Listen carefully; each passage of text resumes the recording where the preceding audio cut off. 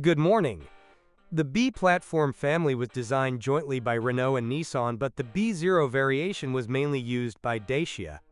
Exceptions include the Lada XRAY, Renault Captur, similar to the Captur, but with a longer wheelbase, not offered in Poland, and Mahindra Verito Vibe, which could be considered the Indian equivalent of the Dacia Sandero, if not for the small detail that it is not a hatchback, but a notchback. In layman's terms, the boot lid opens by itself, without a rear window. Let's get back to the Duster. In most European markets, the car was offered with 3 petrol engines and 1 diesel, although available in different power versions, depending on the year. This means that it is relatively easy to choose the right version for your needs, including off-road driving, because this SUV and 4x4 versions cope surprisingly well in such conditions. A unit that still remembers the times of the Cleon Fonte engines, used since the 1960s, although of course heavily modified. K4M engines were used in many Renault models, starting from Twingo and ending with Laguna. On paper, the K4M looks like a pretty good choice for the Dacia Duster. It has 105 HP, 148 Nm, and should allow for a sprint to 100 km per hour in 11.8s, 12.8 in the 4x4 version, and reaching 165 km per hour, 160 in the 4x4. In practice, this unit is regularly described as too weak for this car, and therefore not very dynamic and fuel-hungry. However, it also has undeniable advantages. The design is simple and reliable, which makes servicing cheap. In addition, the K4M engine tolerates LPG very well. Of the recurring faults, we have mainly ignition coil failures, which are not necessarily the fault of the components themselves. In bad weather, water may condense under the hood, which then drips right around the coils. Dusters with K4M were produced until 2018, although they were not available on every market. They were usually replaced in the range by a more powerful Nissan unit, offered under the SCE trade name. It is also worth noting that Dacias with K4M were available in variants factory adapted to burn ethanol, power 114 HP, or LPG, 102 HP. But finding cars in the first version on the secondary market may be problematic. Despite the same displacement as the K4M, 1598 CM3, it is a completely different engine. In the Duster, it reaches 114 HP and 156 Nm. Cars with this drive unit accelerate to 100 km per hour in 1 second faster than those with the older engine, and the maximum speed has also increased slightly, to 170 km per hour in 4x2, to 168 km per hour in 4x4. So it is still not a speed demon, but such cars are noticeably better to drive. Despite the fact that here too, we are dealing with multi-point fuel injection.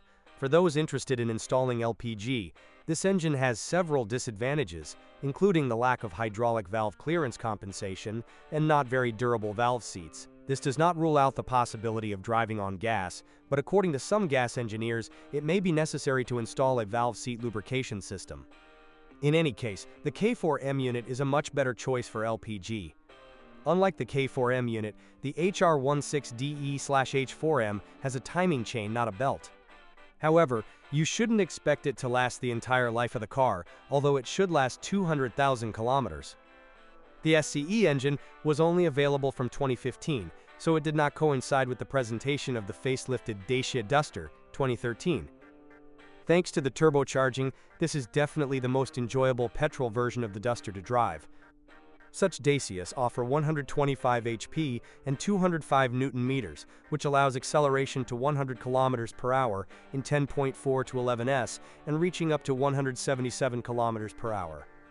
The 1.2 TCE engine appeared during the facelift of the Romanian SUV, but initially only with two-wheel drive. Those interested in the version with switchable rear-wheel drive had to wait until 2015.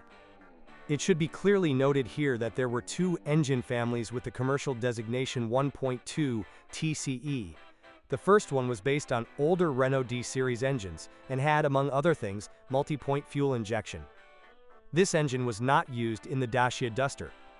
The SUV used the newer H5FT unit, which has direct injection, which calls into question the profitability of installing a gas system. The most common problems include above-standard oil consumption and sometimes burnt head gaskets. Yes, that famous 1.5 DCI, which in older cars could cause a lot of problems. Fortunately, in Duster, it is a thing of the past. Yes, there are problems with the equipment, but no more often than in the competition. K9K engines were offered in the first-generation Duster throughout its entire production run. The 86 HP variant was produced for only half a year, available only with front-wheel drive, 13.9 s to 100 km per hour, top speed 156 km per hour. Apart from that, 90 and around 110 HP versions were available. Around, because they could have from 107 to 110 HP, depending on the year and drive type.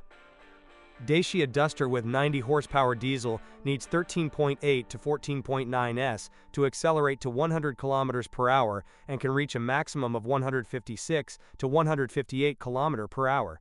More powerful variants are much more efficient on the road. The sprint time is shortened to 11.8 to 12.9 s, and the maximum speed increases to 168 to 171 km per hour. A big advantage is the fact that the particulate filter, DPF in Dusters, which of course does not mean that this is the optimal choice for driving only in the city. In such a case, it is better to bet on the petrol variant K4M, with or without gas. And if you know of any common errors, your comments are welcome.